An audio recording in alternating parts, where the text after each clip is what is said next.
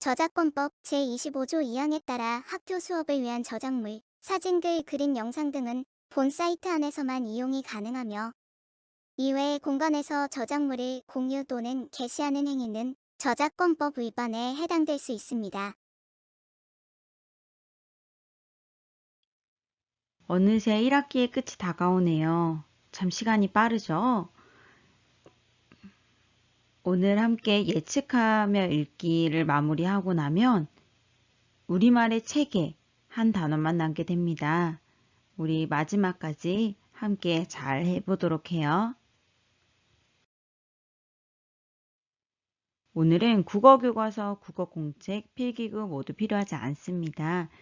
여러분들이 잘 들어주기만 하면 될 것 같아요. 부담 없이 오늘 함께 했으면 좋겠습니다.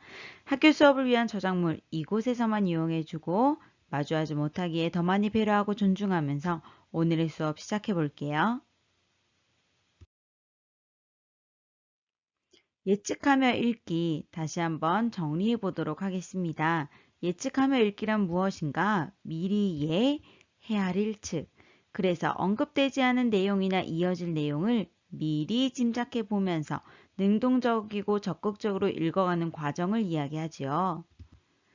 무엇을 활용하냐면 우리가 독자가 이미 가지고 있는 배경 지식과 경험, 글 안에 들어있는 다양한 정보들, 그리고 글과 관련된 다양한 읽기 맥락 등을 활용할 수 있습니다. 배경 지식이 무엇인지 살펴보았습니다. 우리가 책을 많이 읽은 사람들은 배경 지식도 풍부하고 배경 지식이 풍부한 사람은 책을 더 잘 이해할 수 있다라는 선순환 이야기 있었죠. 지금부터라도 여러분들이 다양한 배경 지식을 쌓을 수 있었으면 좋겠어요. 글에 나타난 정보도 우리가 잘 살펴야 되는데요. 제목, 소제목, 사파, 사진, 도표 등 모든 것들이 우리에게 다양한 단서들이 될 수 있습니다. 읽기 맥락. 맥락이라고 하는 것은 어떤 흐름을 이야기하죠. 글과 관련된 외적인 상황, 그리고 글 안에 여러 가지 흐름들을 이야기합니다. 글을 읽는 과정과 함께 예측하며 읽기도 살펴봤었는데요. 읽기 전에는 가볍게 살펴볼 수 있는 표지, 제목, 목차, 글쓴이, 정보 등을 활용한다고 했어요. 이런 다양한 정보들을 통해 전체적인 주제, 글의 구조, 글쓴이의 의도나 목적 등을 짐작해 볼 수 있습니다. 글을 읽어내려 가면서는요, 글 곳곳에 있는 여러 단서들을 활용할 수 있는데요.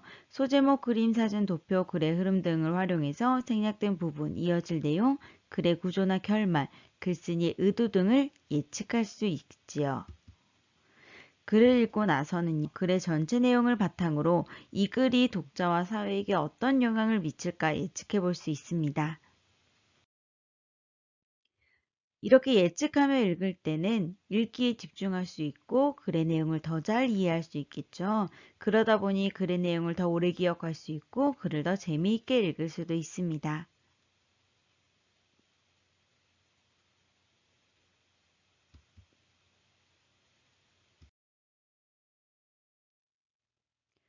첫 번째 책부터 보도록 하겠습니다. 첫 번째 책에서 정정할 내용이 있어요. 선생님이 처음 문제를 낼 때와 조금 수정한 부분이 있는데 어디냐면 여기서 등장하는 화가의 딸이 아니라 아들이 납치되는 이야기였습니다. 자, 그러면 이 이야기에 대해서 어떤 표지를 제일 많이 선택했는지 볼까요? 네, 많은 친구들이 6번 표지를 선택했어요. 왜 이 표지를 선택했는가 보니 내용이 묵직해서 진지한 그림체와 잘 어울린다. 화가가 등장하는데 예술적인 무늬를 보니 화가와 관련이 있을 것 같다. 내용과 느낌이 비슷한 미스터리한 것들이 있다. 비극적인 내용인데 여자의 슬픈 표정과 잘 어울린다. 등등이 있었습니다. 그리고 문제를 수정하기 전에 본 친구들의 경우에는 이 여자가 딸일 것이다 라고 생각하는 그런 친구들도 있었습니다. 그리고 다른 표지를 선택한 것 중에서는요. 4번 표지를 선택한 친구들도 있었어요. 무엇인가 찾고 있는 것 같은 그런 느낌이 든다 라는 이야기가 있었습니다. 그리고 1번 비극적인 일을 경험한 화가의 얼굴은 이렇지 않을까? 네, 이런 다양한 의견들을 주었어요. 이 책은 파리의 아파트라는 책입니다. 귀여운 미소의 장편 소설이고요. 2017년에 나온 책이에요. 스릴러, 추리. 귀여운 미소의 이전 작품과 비슷한 부분들도 있지만 또 새로운 부분들도 있어서 한번 읽어보면 좋을 것 같습니다. 저자 귀여운 미소에 대한 소개예요. 아마 귀여운 미소의 책을 이미 읽은 친구들도 있을 것 같습니다. 선생님도 읽어본 책 조금 익숙한 그런 제목들이 많이 보이네요. 두 번째 책 보도록 하겠습니다. 18살 주인공이 엄마와 함께 지내면서 경험한 여러 가지 일들을 이야기하는데요. 여기서는 5번 표지를 선택한 친구들이 가장 많았어요. 여러 사람들의 얼굴이 등장하는데 뭔가 말다툼을 하는 것 같다. 혹은 반대로 대화를 하고 있는 것 같다. 라는 여러 가지 이야기들을 해 주었습니다. 그리고 4번 표지를 선택한 친구들도 있었어요. 18살이라는 나이가 교복을 입은 이 인물들과 관련이 있을 것 같다. 그리고 6번 표지를 선택한 친구도 있었습니다. 표지에 등장하는 여자가 엄마가 아닐까. 그리고 고민하는 얼굴을 보여주는 1번 표지를 선택한 친구들도 있었습니다. 자, 이 책은요, 즐거운 나의 집이라는 공지영 작가의 소설입니다. 그런데 여러분, 표지가 낯설죠? 네, 이것은 사실 2007년에 처음 나왔다가 2013년에 새롭게 제 2판이 나왔고요. 그리고 지금 2019년에는 3판이 나와서 표지가 모두 다 달라요. 자, 여러분들 어때요? 아마 작가와 출판사가 의도를 가지고 표지를 바꿨을 텐데 여러분들이 생각할 때 내용과 가장 잘 어울리는 표지는 무엇일까요? 그리고 작가와 출판사는 왜 표지를 이렇게 바꾼 걸까요? 이렇게 같은 내용인데도 다른 표지를 가지고 있는 책들도 있어요. 이걸 보는 것도 하나의 재미가 될 수 있을 것 같다는 생각도 듭니다.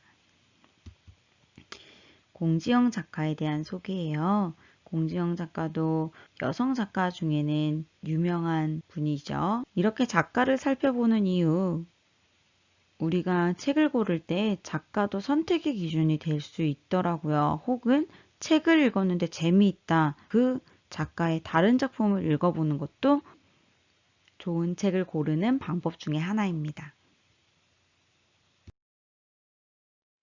세 번째 책입니다. 감정표현 불능증을 앓고 있는 16살 윤재의 이야기인데요. 여기서는 1번 표지를 가장 많이 선택했습니다. 무표정한 소년의 얼굴.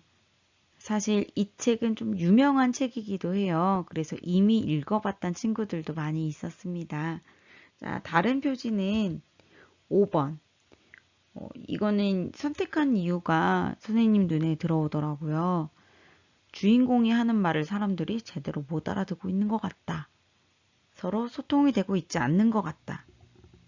이런 이야기들을 해주었습니다. 그리고 감정표현 불능증을 앓고 있는 이 주인공을 괴롭히거나 혹은 이 주인공이 다른 사람들을 괴롭히는 내용을 담은 표지일 것 같다 라는 생각에 4번을 골라준 친구들도 있었어요. 자, 이 책은 아몬드라는 작품입니다. 제10회 창비 청소년 문학상을 수상한 작품이에요.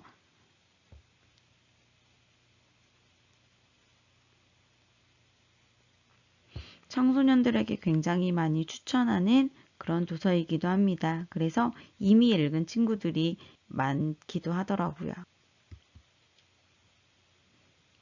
네, 아몬드를 쓴 작가에 대한 소개입니다.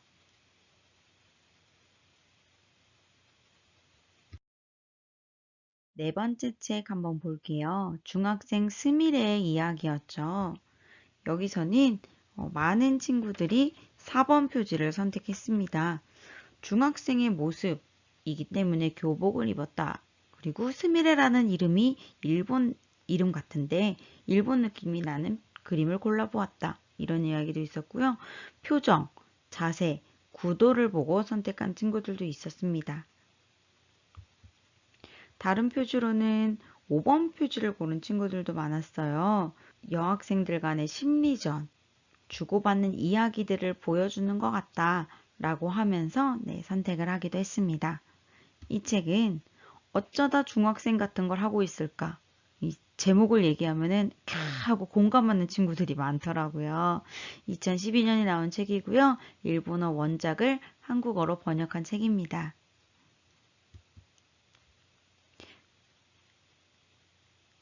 작가에 대한 소개도 한번 간단하게 볼게요. 5번째 책입니다. 우주정거장에서 양육되었다가 지구로 돌아온 아이들에 대한 이야기인데요. 네, 절대적으로 3번이 많았습니다. 당연히 우주에 대한 이야기라서 이런 의견이 많았는데 그 중에 또 눈에 띄는 이야기가 지구에 나와 우주에 나가 만나는 듯하다 이런 의견도 있었어요. 이 책은 스페이스 보이라는 제목입니다. 영어 원작을 한국어로 번역한 건데요. 이것도 한번 작가에 대한 소개 간단하게 보도록 할게요.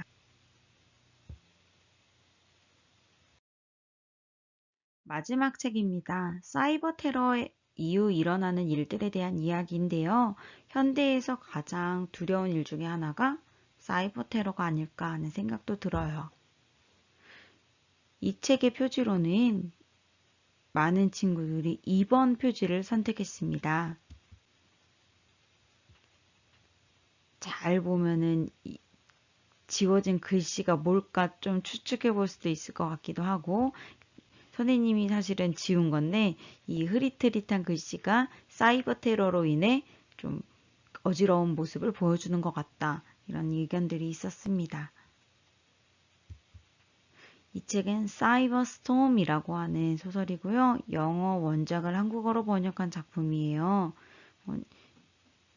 이 작품은 작가에 대한 것도 조금 눈여겨봤으면 좋겠어요.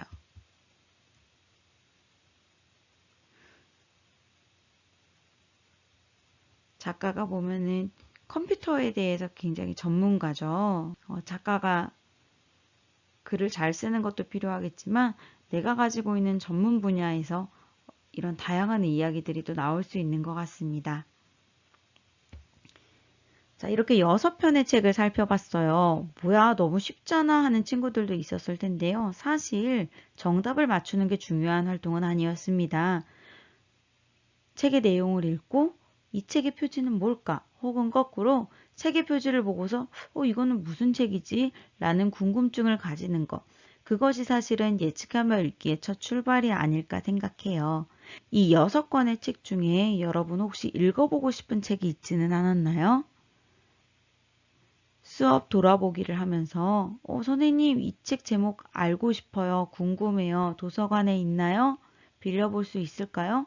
이런 이야기를 적은 친구들도 있더라고요. 사실 엄청난 활동은 아니지만 이렇게 표지를 보고 어떤 내용일까 생각해 보는 것만으로도 그 책에 대한 호기심이 올라갈 수 있습니다.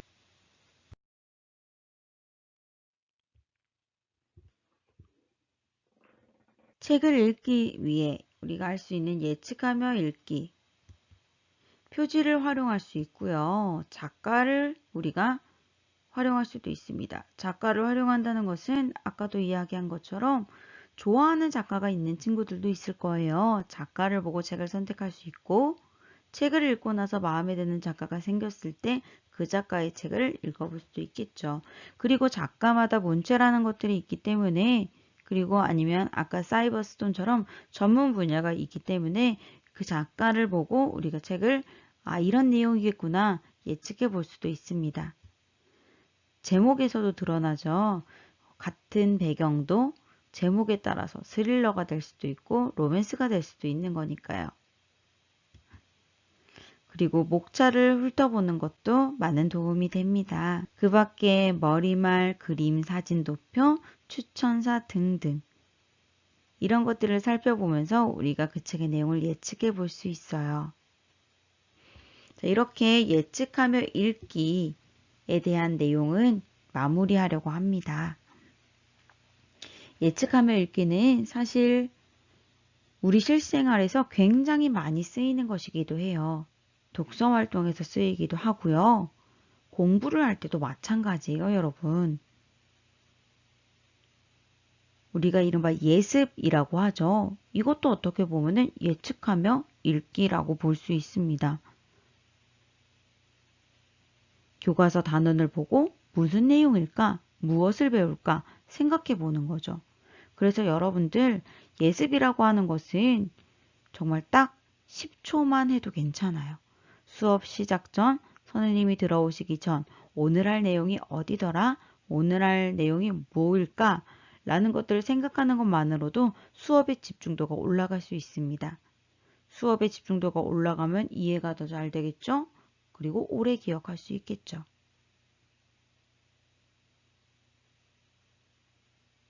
여러분들이 이렇게 예측하며 읽기를 직접 한번 활용하면서 1학년을 보낸다면 여러분들이 활용할 수 있는 공부 기술 하나가 더 늘었다고도 볼 수 있을 것 같아요. 마지막 오늘의 과제입니다. 오늘의 과제는요, 온라인 도서관 이용해 보는 거예요. 지난번에 독서종합 지원 시스템 다 가입했나요? 그곳에는요, 전자도서관이 있습니다. 그래서 여러분들이 독서종합 지원 시스템에 있는 전자도서관에서 이북을 대여해서 직접 읽어봤으면 좋겠어요. 혹시 이용하고 있는 다른 온라인 도서관이 있다면 그것도 괜찮습니다. 참고로 기존의 지역 도서관에 가입되어 있는 친구들은 대전 사이버 도서관을 이용할 수가 있어요. 이렇게 온라인 도서관에서 전자책, 이북을 제출하고 난 다음에 구글 문서와 위드랑 과제 제출을 완료해 주면 되겠습니다. 독서종합 지원 시스템에서 어떻게 이북을 대여하는지 간단하게 안내해 주도록 할게요. 먼저 대전 독서교육 종합 지원 시스템에 로그인을 해야 합니다. 로그인을 하고 나면은 오른쪽에 전자도서관 이북이라고 되어 있는 게 보일 거예요. 그곳을 누르고 들어가면 새로운 곳으로 들어가게 됩니다. 다양한 책들의 제목이 보이죠? 여기서 바로 책을 고를 수도 있고요. 여러분들이 원하는 책을 검색하거나 카테고리에서 주제에 맞는 책을 선택할 수도 있습니다. 그리고 어떤 책을 볼까 고민이 된다면 월간 베스트, 이미 다른 사람들이 많이 보고 있는 책을 선택할 수 있겠죠? 자, 또는 전자책을 누르고 들어가서 좀 더 구체적으로 찾아볼 수도 있어요. 신착자료, 추천도서, 월간 베스트라는 항목들도 있고요. 여기에서는 어린이 청소년 카테고리에 들어가서 특별히 청소년 카테고리에서 할 수 있는데 예약하기는 이미 대출이 된 책이에요. 그래서 대출이 가능한 책을 선택해서 대출하면 되겠습니다. 그리고 내 서재로 이동해서 거기서 책을 읽으면 돼요. 처음 이용하는 친구들은 아마 뷰어를 선택하라는 안내가 나올 거예요. 그럼 안내에 따라서 프로그램을 설치하고 나서 컴퓨터로 혹은 핸드폰을 이용해서 이북을 감상하면 되겠습니다.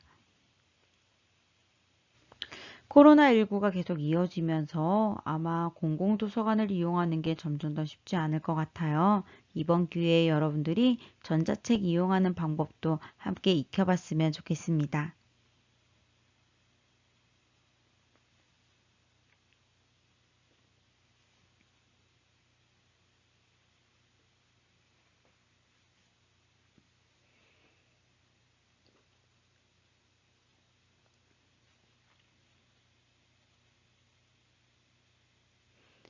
그리고 오늘 빌린 책을 다 읽은 친구들은 꿈씨야 주머니에 기록해 주세요. 꿈씨야 주머니에 기록한 책들은 나중에 생활기록부에 독서활동 상황에 기재될 수 있습니다.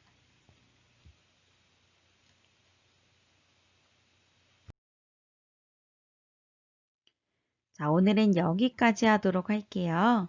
다음 시간에는 우리말의 체계에 대해서 함께 이야기 나눠보도록 하겠습니다.